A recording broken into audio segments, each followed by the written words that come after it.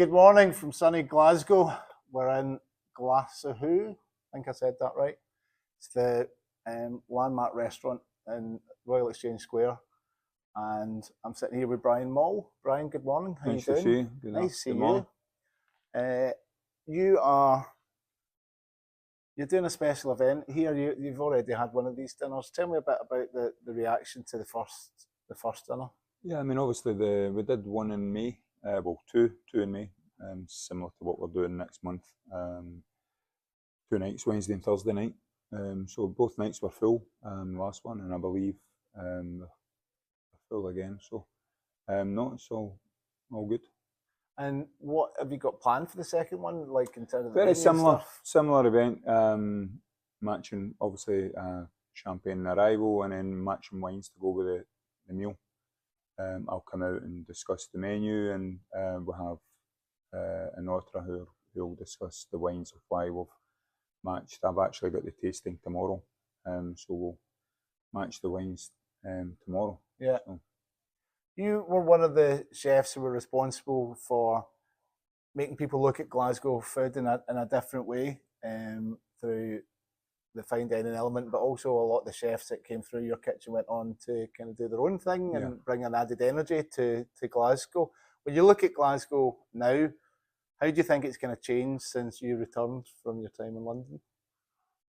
Yeah, it's changed massively. I mean, obviously I'm back. I mean, we had the restaurant for 22 years. As you said a minute ago there's a lot of the boys who have came through me, whether they're in Glasgow or went elsewhere, all been successful, which is great to see. It's a great compliment to myself that, you know, they've listened to what was getting put in front of them, not just on a work element, but a management and a discipline level, which they've took on board, and obviously they're doing it on their own now, so that's good.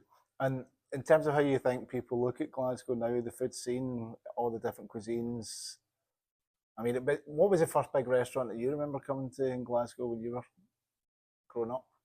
Well, obviously Regano. Right. I mean, I'm not from Glasgow, I'm Ayrshire. Yeah. So coming to Glasgow was a day out. Yeah. Back then, because the trains and etc. weren't the best to get here at the time. So when I left home at 18, so coming back, I was, you know, mid-30s really, coming back to reality. So when I came back, obviously Regano was still big at the time when we first came back. But I didn't really know anybody in Glasgow, so when we came back after being away for so long, it was really just focusing on bringing quality and raising Glasgow, not just Brian Maule. It was about bringing Glasgow to the map really, and raising the name in the city. And it's not as rough a city as what everybody had always said, and you know, in those years. But I think now, as you said there, it's important that we have a lot of different cuisines. We have casual, we'll get, you know, a lot more fine dining, or, you know, I never really looked at myself as fine dining. It was more bringing a professional attitude, the professional cuisine, but a laid back, you know, atmosphere in the room, but making sure that the customers are looked after. Yeah. I know one of the things that you enjoyed as a chef in the kitchen was, you know, like getting really good produce and then be able to do something with it. Yeah, I mean, I think it's still important to get, you know, the best produce, but obviously, you know, things are getting hard on the prices. You know, as we spoke about just off camera there a second ago, you know, the price of beef, etc., is going through the roof, and it's not just beef. It's, you know, fruit, veg, fish. You know, we're surrounded with water, and we're paying more for fish here than, you know, the continent.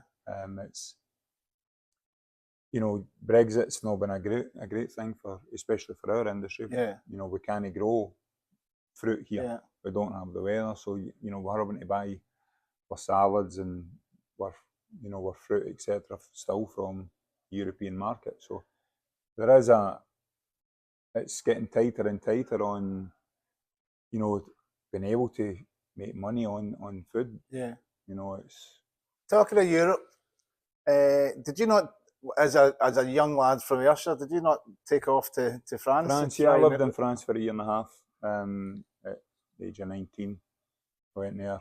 So it was what was myself that like and in terms of like myself and two feeling- friends left. Yeah. We had we never had a job. We put money in an envelope, three of us, and chapped doors. And fortunately, we all got into like the best 3 restaurants in Lyon at the time, which was mind blowing at the time. But obviously, then it was 6-day week. It was a 6-day working week, which is hard enough when you're doing, you know, a normal 8-hour day. But when you're doing 15, 16-hour days, it's telling. But it's what we went to do, and you know, we wanted to learn. I wanted to learn to live and eat like a French, you know, the way the French do, and give me a better understanding of their culture and why, you know, they were streets ahead on food and wine, and probably still are to a degree. Really. Yeah. One of the interesting things over the last 10 years when I've been writing about Glasgow food and drink is you meet a lot of chefs that they've come back to Glasgow, they go to London or they go to Southeast Asia or they go to America and they, you know, like they work hard and they earn their stripes and then they come back and they bring something really interesting to the city. Do you think that that's like one of the reasons why Glasgow's food scene's kind of developed over the last I think that's a massive importance to any individual. Doesn't matter what industry you're in. I think it's important that you go away and find who you are as a person, as an individual. Make your own mistakes in life, whether it's your work life or your personal life. I think that's important, and bringing that experience back to the city is massive.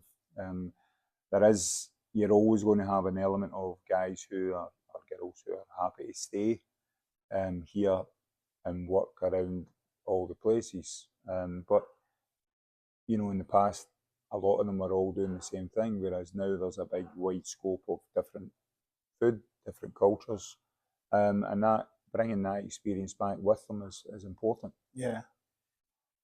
An odd thing happened last year, despite the challenges for hospitality in particular, the amount of independent places that were opening, particularly around the city centre, it went up by about a third.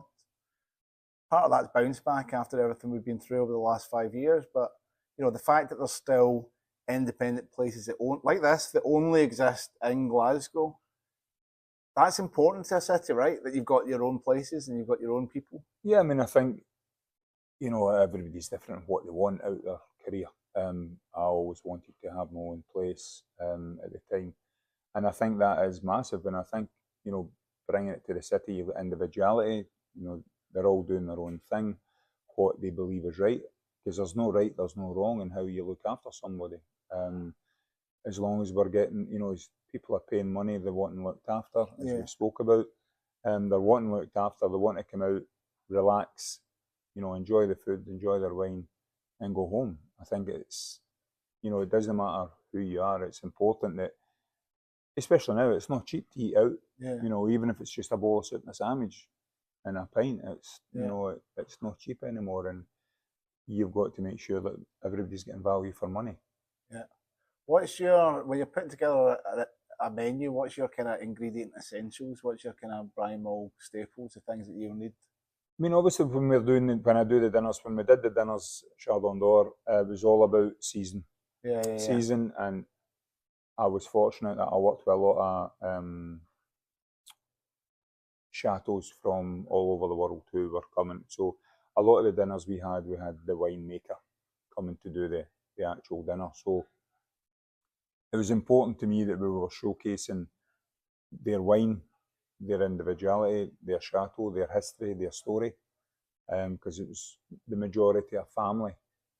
So that was important to me, and bringing the food to match their wine. It was interesting once, you know, when you do the tasting, and you're doing the menus. But it's important that you're doing it in season. You know, you're changing the dinners to seasonal. I mean, obviously at the moment we're getting nice weather. Yesterday was rubbish, but we just don't know. So, but in general, we're obviously in summer. You know, we're beginning into kind of autumn in October when we're doing the dinner really. So It's more getting a balance of as much local produce as we possibly can, and raising the flavours, etc., to match the wine that's, you know, what we have on the evening. Yeah. What are your, when you're out and about in Glasgow, what are the kind of areas that you most value, that are most personal to you, that you end up hanging about in? What's Brian Maule's bits of Glasgow? To be honest with you, I don't really socialise in the town. You know, I had the restaurant for 22 years. I drive in and drive home. I always had the car, so, you know,